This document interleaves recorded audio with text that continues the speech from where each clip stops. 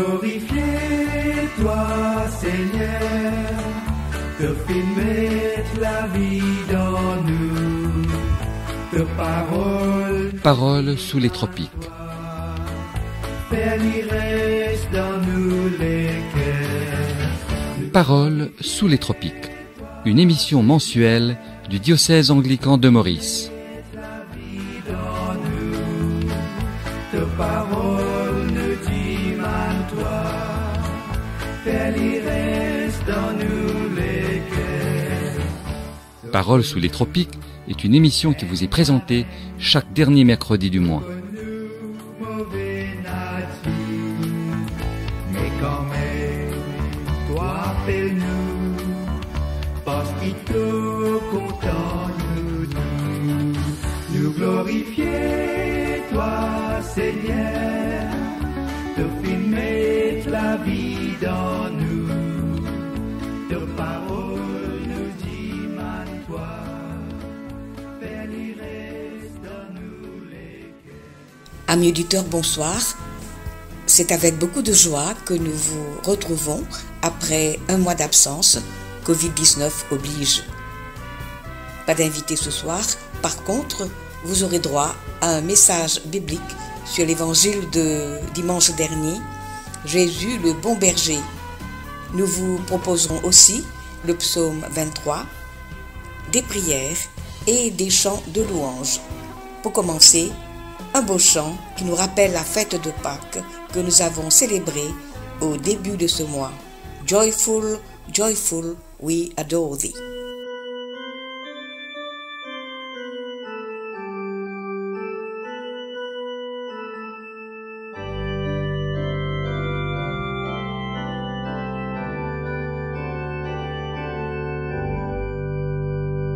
Joyful, joyful, we adore thee, God of glory, Lord of love. Hearts unfold like flowers before thee, opening to the sun above. Melt the clouds of sin and sadness, drive the dark of doubt away.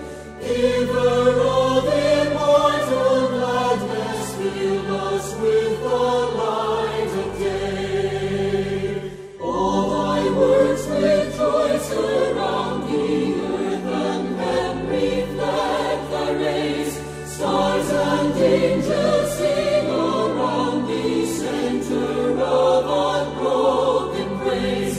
Field and forest, vale and mountain, flowery meadow, flashing sea, singing bird and flowing fountain, call us to rejoice in thee. Chers amis, nous revenons ce soir sur l'évangile de dimanche dernier, l'évangile de Jean, au chapitre 10, les versets 11 à 18, Jésus le bon berger qui connaît ses brebis et qui donne sa vie pour elles. C'est le révérend Guy Ramen, diacre, qui fera une méditation sur Jésus le bon berger. Auparavant, écoutons l'évangile de Jean que va lire Marina. Alléluia, Alléluia, Alléluia, Alléluia, Alléluia, Alléluia, Alléluia, Alléluia. Lecture de l'Évangile de Jésus-Christ selon Saint Jean, chapitre 10, versets 11 à 18. Je suis le bon berger. Le bon berger donne sa vie pour ses brebis. Mais le mercenaire, qui n'est pas le berger, et à qui n'appartiennent pas les brebis, vont voir venir le loup, abandonne les brebis et prend la fuite. Et le loup les ravit et les disperse. Le mercenaire s'enfuit parce qu'il est mercenaire, et qu'il ne se met point en peine des brebis. Je suis le bon berger. Je connais mes brebis, et elles me connaissent. Comme le Père me connaît, et comme je connais le Père, et je donne ma vie pour mes brebis. J'ai encore d'autres brebis, qui ne sont pas de cette bergerie. Celles-là, il faut que je les amène. Elles entendront ma voix, et il y aura un seul troupeau, un seul berger. Le Père m'aime parce que je donne ma vie afin de la reprendre. Personne ne me l'ôte, mais je la donne de moi-même. J'ai le pouvoir de la donner et j'ai le pouvoir de la reprendre. Tel est l'ordre que j'ai reçu de mon Père. Évangile du Christ. Chers auditeurs de la radio, auditrices de la radio, bonsoir. Jésus le bon berger, la réflexion de ce soir. Tout comme se proclamer d'être le pain de vie, je suis la vie, ou encore je suis la résurrection et la vie, je suis le chemin. Ce soir, nous réfléchirons sur cette parole qui vient de la bouche même de Jésus-Christ. Je suis le bon berger. D'abord, voyons voir dans quel contexte Jésus disait cela. À quel moment précis Jésus disait qu'il est le bon berger. En effet, c'était juste après avoir guéri un aveugle, un homme né aveugle. Il était un mendiant. Et le chapitre 9 de l'évangile selon Jean nous raconte l'histoire de cet acte d'amour, de compassion et de charité de la part de Jésus. C'était un jour de sabbat, et en passant, Jésus vit un homme aveugle de naissance. Ses disciples lui posaient cette question. « Maître, qui a péché, cet homme qui est aveugle ou ses parents, pour qu'il soit né aveugle ?» La réponse de Jésus fut celle-ci. Ce n'est pas parce que lui ou ses parents aient péché, mais c'est parce que, afin que les œuvres de Dieu soient manifestées en lui aujourd'hui et maintenant. Jésus, avec de la boue et avec sa salive, il imposa ses mains sur les yeux de cet homme et lui dit, « Va maintenant et lave-toi dans le réservoir de Siloé. » Et en retournant, l'aveugle mendiant, celui qui était voué à l'échec, cet homme, il recouvre la vue. Il voit clair. Et quand ses voisins, ceux qui auparavant l'avaient connu comme un mendiant, un aveugle, disaient, « N'est-ce pas là celui qui se tenait assis et qui mendiait ?» Ils ne croyaient pas de leurs yeux. Et la nouvelle arrive tout de suite jusqu'aux oreilles des pharisiens, des scribes, des chefs des synagogues. L'homme fut précipité des questions et il leur racontait toute l'histoire. Pour les pharisiens, cet homme né aveugle, conséquence des péchés de ses parents, cet homme aveugle, mendiant, qui a été guéri le jour du sabbat par Jésus, celui que les pharisiens n'accordaient aucune importance. À cause de cela, cet homme a été exclu de son église, de la synagogue qu'il fréquentait. Et quelques jours plus tard, Jésus rencontra cet homme. Et l'homme expliqua à Jésus ce qui lui était arrivé. Et c'est à ce moment que Jésus, il déclara, il proclama, « Je suis le bon berger. » Voilà, chers auditeurs, chers amis, comment, pourquoi, dans quel contexte Jésus proclamait cette parole. « Je suis le bon berger. » Et à partir de là, Jésus ne disait pas seulement que je suis le bon berger, mais il continue à dire, le bon berger, lui, qui est bon, il donne sa vie pour ce brebis. Le bon berger ne porte pas des jugements. Le bon berger aime inconditionnellement. Il n'y a pas de condition pour aimer, selon le bon berger. Alors, c'est ce que Jésus dit dans la Bible. Moi, le bon berger. Voilà ce que Jésus enseigne nous ce soir. Alors, dans les mondes, que pas Covid qui peut appauvrir les mondes. Pas Covid qui peut amener le monde dans ce qui nous était aujourd'hui. Mais il y a aussi gourmandise, le pouvoir d'autorité. Il y a aussi certaines régions, certains pays qui vivent constamment dans une dictature permanente. Il y a une région dans le monde, un pays dans le monde, que ce peuple, les paysans quittent ce pays pour y aller un peu de bonheur ailleurs. On appelle les autres immigrés.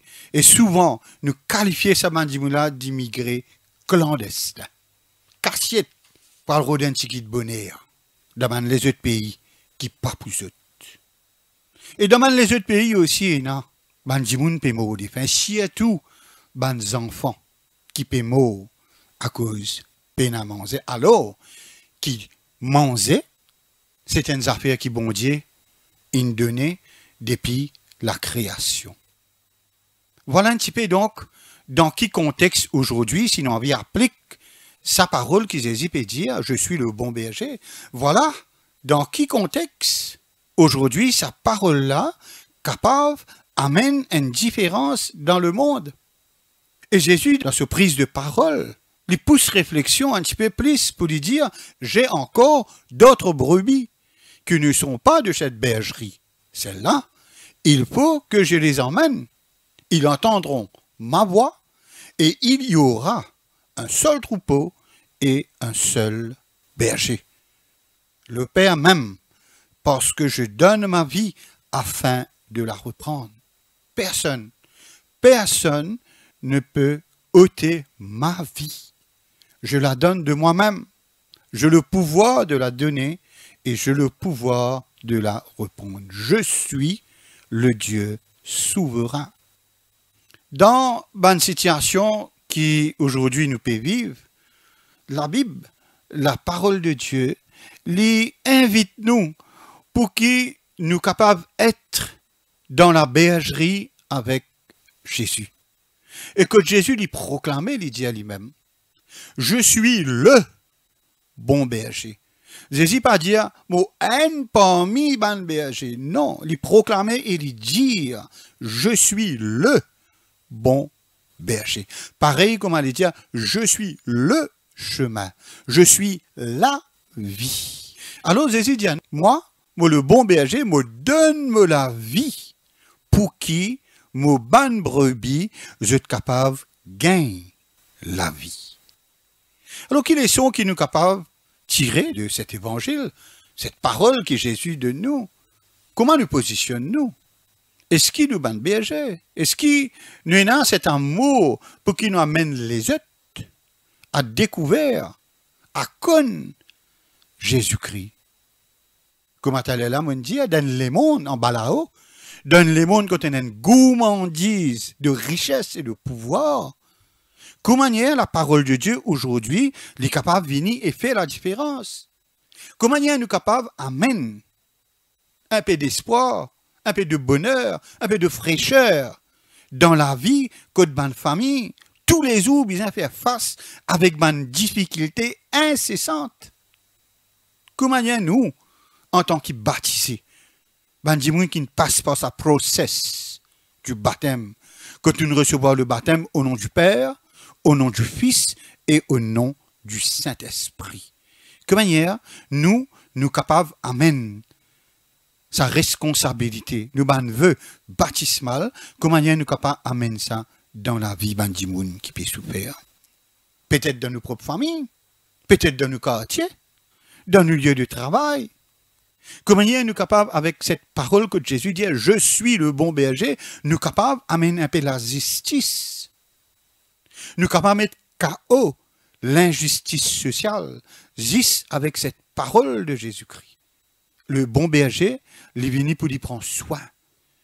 Quand ce ban de brebis, il gagne du mal, le bon berger connaît que tu parles de la pommade pour lui guérir ce ban de brebis qui est blessé.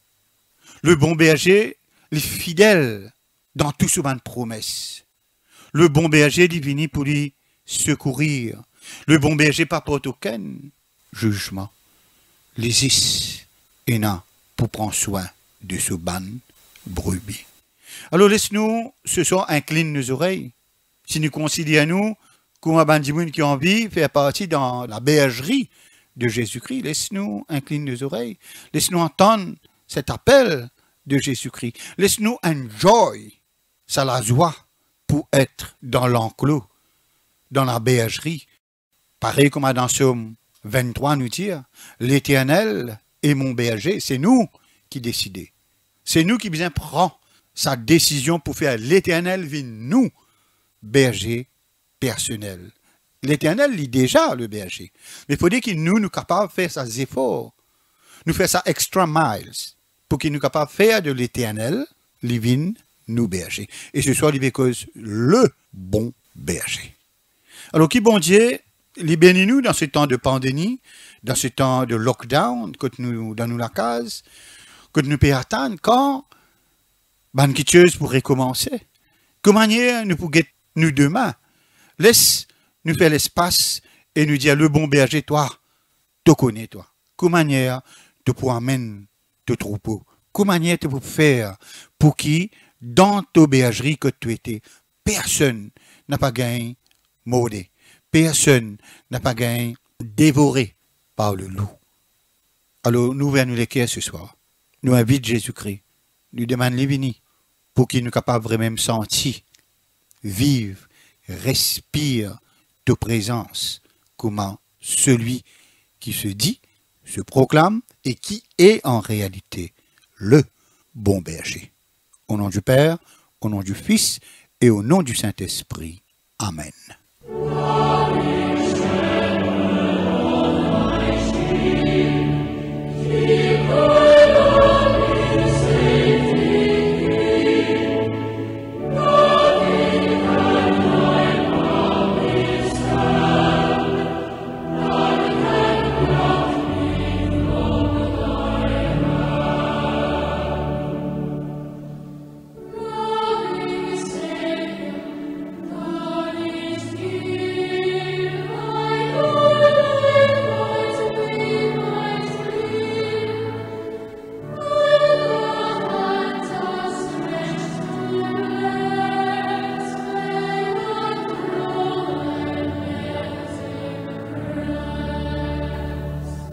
L'évangile de Jean, que nous avons écouté tout à l'heure, nous ramène au beau psaume 23, que nous aimons et qui tient une place importante dans notre vie et que je vais vous lire maintenant et que vous pouvez vous aussi lire avec moi.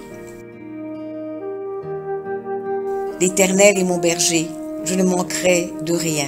Il me fait reposer dans de verts pâturages. Il me dirige près des eaux paisibles. Il restaure mon âme. Il me conduit dans les sentiers de la justice à cause de son nom. Quand je marche dans la vallée de l'ombre et de la mort, je ne crains aucun mal, car tu es avec moi. Ta houlette et ton bâton me rassurent. Tu dresses devant moi une table en face de mes adversaires.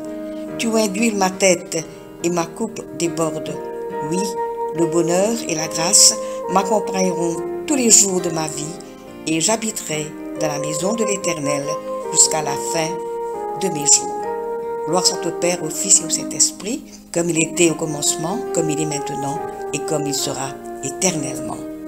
Amen. The Lord's my shepherd, I'll not want. He makes me down to lie in pastures green. He leadeth me the quiet waters by.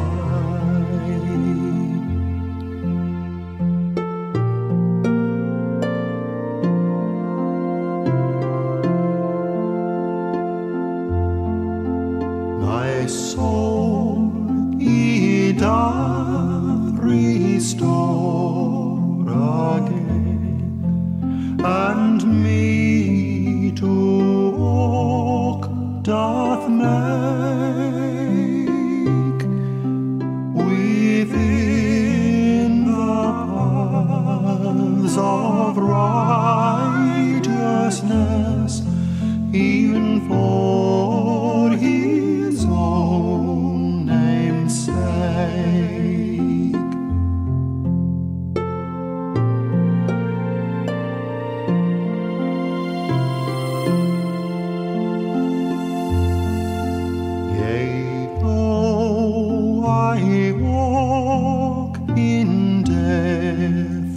dark vale, yet will I fear no ill,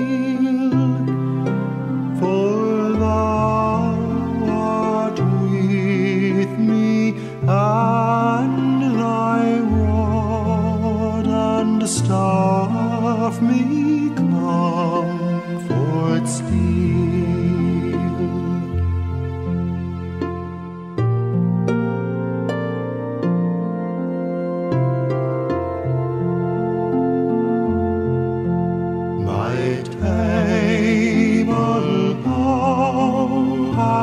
Furnished in presence of my foes. My head thou dost with oil anoint, and my cup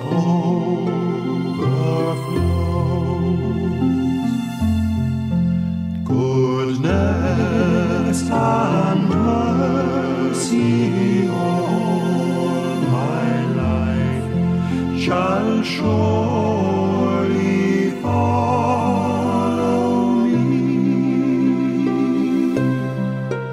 and in God's house forevermore my dwelling shall be. Chers amis, je vous laisse à présent en compagnie de Jean. See the birds who are singing in the spring air. They're given everything they need. They don't worry where their next meal will come from.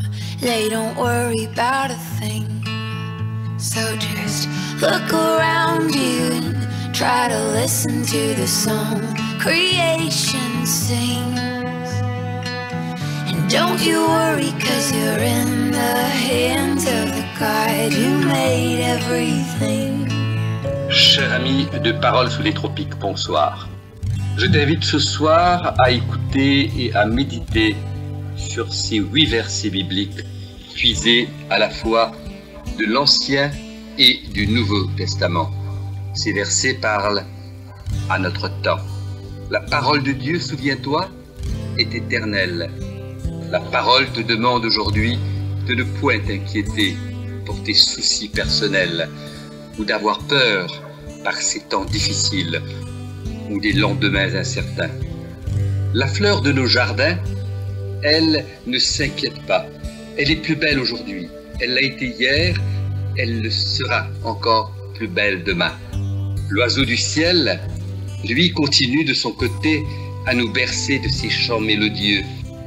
La création, elle, continue de chanter la gloire de Dieu. Aux yeux de Dieu, ta vie n'est-elle pas beaucoup plus précieuse que toute la création? Alors, reprends-toi et tourne-toi vers ton Créateur. Il est toujours avec toi. Les quelques versets que voici t'aideront certainement à trouver l'appui, le soutien, le réconfort quand tu en auras plus besoin. Au chapitre 41, verset 10, le prophète Ésaïe confie que Dieu te donnera la force quand tu te sentiras impuissant. Il écrit « Ne crains rien, car je suis avec toi. Ne promène pas des regards inquiets, car je suis ton Dieu. Je te fortifie, je viens à ton secours, je te soutiens de ma droite triomphante. » Et encore, le livre du Deutéronome, au chapitre 38, affirme que Dieu est sur la route avec toi, même dans les moments les plus difficiles. Nous lisons « L'Éternel marchera lui-même devant toi. Il sera lui-même avec toi. Il ne te délaissera point. Il ne t'abandonnera point. Ne crains point et ne t'effraie point. » Et Dieu, dans le psaume 3, verset 3, nous déclare « Je suis votre protection. Dieu est ta protection. » Et nous lisons « Mais toi, ô Éternel, Tu es mon bouclier, tu es ma gloire et tu relèves ma tête. Au psaume 40, Dieu t'assure qu'il écoute et il entend ta voix monter vers lui. Écoutons plutôt ce qui est dit. J'avais mis en l'Éternel mon espérance, et il s'est incliné vers moi. Il a écouté mes cris, il m'a retiré de la fosse de destruction, du fond de la boue, et il a dressé mes pieds sur le roc. Il a affermi mes pas, il a mis dans ma bouche un cantique nouveau, une louange à notre Dieu. Beaucoup l'ont vu et ont eu de la crainte, et ils se sont confiés en l'Éternel. Dieu est toujours présent quand tu souffres, et il tend sa main secourable pour te sauver, nous dit le psaume 34, au verset 18 et 19. Ce psaume se lit ainsi: L'Éternel est près de ceux qui ont le cœur brisé, et il sauve ceux qui ont l'esprit dans l'abattement. Le malheur atteint souvent le juste, mais l'Éternel l'en délivre toujours. Et dans le Nouveau Testament, sous la plume de Matthieu, au chapitre 11, Dieu nous assure qu'il est prêt à te soutenir quand le fardeau est trop lourd. Il accourt pour t'aider à le porter. Venez à moi, dit-il, vous tous qui êtes fatigués et chargés, et je vous donnerai du repos. Prenez mon joug sur vous et recevez mes instructions, car je suis doux et humble de cœur, et vous trouverez du repos pour vos âmes, car mon joug est doux et mon fardeau est léger. Et au chapitre 42 d'Ésaïe, toujours, nous lisons que Dieu te soutiendra et répondra toujours présent à ton appel. Il ne brisera point le roseau cassé, et il n'éteindra point la mèche qui brûle encore. Il annoncera la justice selon la vérité. Et pour finir, dans sa lettre aux Romains, saint Paul apôtre confirme que l'amour de Dieu pour toi est éternel. Personne ne pourra t'en séparer. Il est dit en substance: car j'ai l'assurance que ni la mort, ni la vie, ni les anges, ni les dominations, ni les choses présentes, ni les choses à venir, ni les puissances, ni la hauteur, ni la profondeur, ni aucune autre créature ne pourra nous séparer de l'amour de Dieu manifesté en Jésus-Christ notre Seigneur. Et voilà, Dieu tient toujours ses promesses. Dans sa deuxième lettre aux Corinthiens, au chapitre 1er, les versets 19 et 20, Paul dit: car le Fils de Dieu, Jésus-Christ, n'est pas venu pour dire oui et non. Au contraire, il n'y a jamais eu que oui. En effet, il est le oui qui confirme toutes les promesses de Dieu. C'est donc par Jésus-Christ que nous prions et que nous disons Amen. Amen, pour rendre gloire à Dieu. Ainsi soit-il.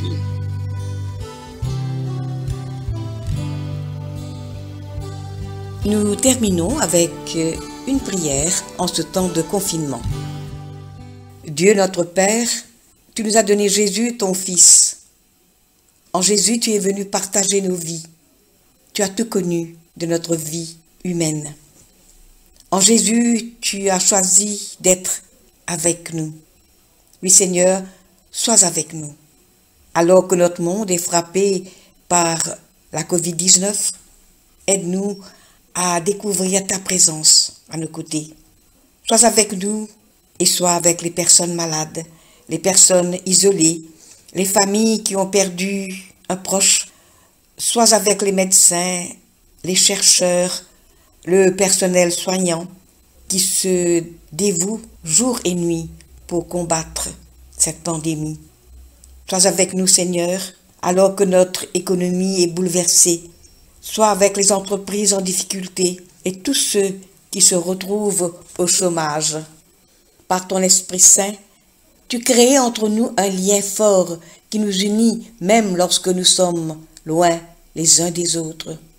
Seigneur, nous te prions les uns pour les autres. Garde-nous dans cette communion de prière et d'amour. Amen. Chers amis, c'est ici que nous allons vous quitter. Merci pour vos notes d'écoute. Merci à Alain pour sa précieuse collaboration technique. Nous vous retrouverons le dernier mercredi du mois de mai à partir de 19h30. En attendant, nous vous disons au revoir et prenez bien soin de vous.